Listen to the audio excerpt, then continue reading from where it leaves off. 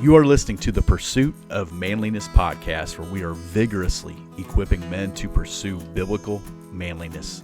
This is our midweek A Quiet Life podcast that focuses on living a quiet life, mind your own affairs, work with your hands, and be dependent upon nobody. For more information, visit us at thepursuitofmanliness.com. You might have noticed from time to time there's some background noise in all my videos, but particularly the Quiet Life videos. And we're talking about 1 Thessalonians chapter 4, 11 and 12. That's the premise. That's the hook of this Quiet Life conversation. What I found within the pursuit of manliness, within my own life, but as God has built this community of men, there's a lot of men who desire to live a quiet life, mind your own affairs, work with your hands, be dependent upon nobody. Just that idea. Guys that aren't looking to be the center of attention, not trying to draw all men to themselves, but just want to work hard, want to take care of the things God has given them. So that's been a conversation we've been having the last couple months on Wednesdays. Let's aspire to, encourage one another to pursue this quiet life. In particular, last week during the video, there was a motorcycle that went by. And some of you guys talked about it. As a matter of fact, I talked to my wife about it. And I said, the irony of shooting a video like that and having that noise go by is very timely. And I say that because most men, not all, but most men that I know do not live on a 100-acre farm.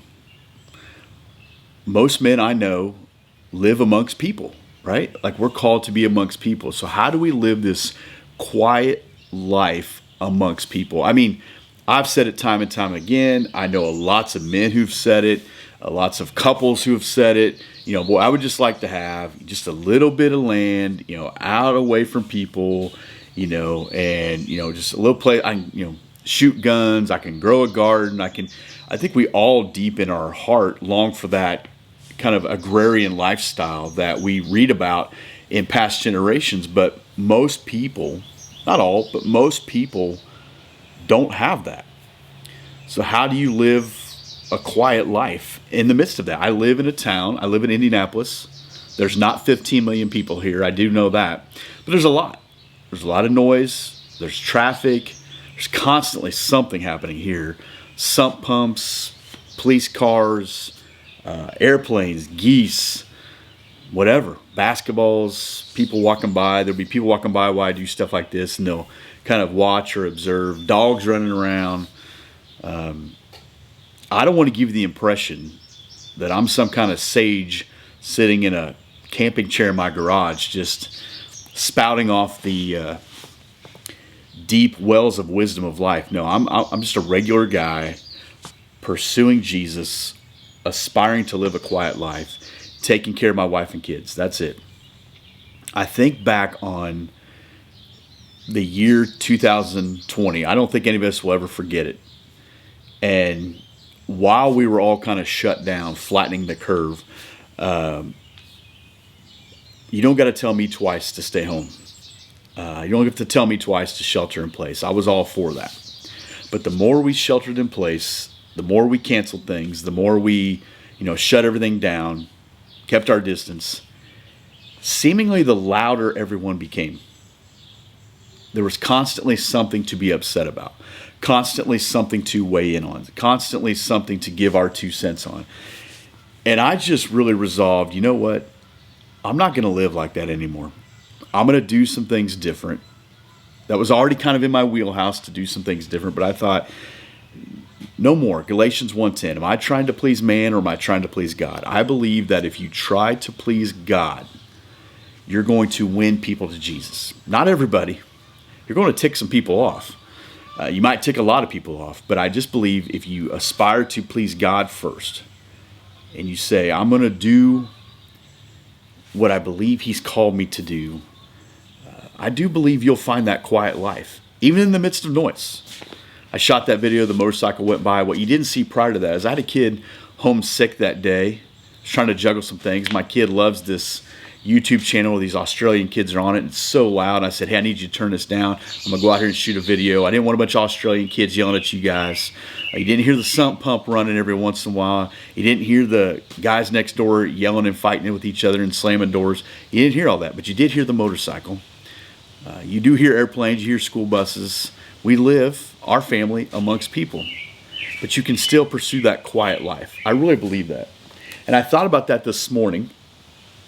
And again, no matter where you live in a city, you live in the country, you have a work environment that's chaos, you drive a school bus with loud kids, you work in an airport with people bustling, I still believe you can quiet your soul in the midst of chaos. I was thinking about Psalm chapter 23, one that we typically read when someone passes away, but I think that's unfortunate. Psalm 23, verse 4, even though I walk through the valley of shadow of death, I will fear no evil, for you are with me, your rod and your staff, they comfort me. It doesn't appear to be very comfortable, does it? You prepare a table before me in the presence of my enemies. You walking in the midst of any enemies right now? Anybody that not a big fan of you, doesn't like you, doesn't agree with you? You anoint my head with oil, my cup overflows. Surely goodness and mercy shall follow me all the days of my life, and I will dwell in the house of the Lord forever. Can you pursue a quiet life in the midst of chaos? In the midst of a culture who's constantly clamoring about something? I believe you can. Can you pursue a quiet life in the boardroom where everyone's talking about downsizing or staff cuts or payroll issues? In the midst of turmoil, can you do it in the midst of all the noise of everybody's divided, everybody's paranoid, everyone hates everybody, can you do that? I think you can.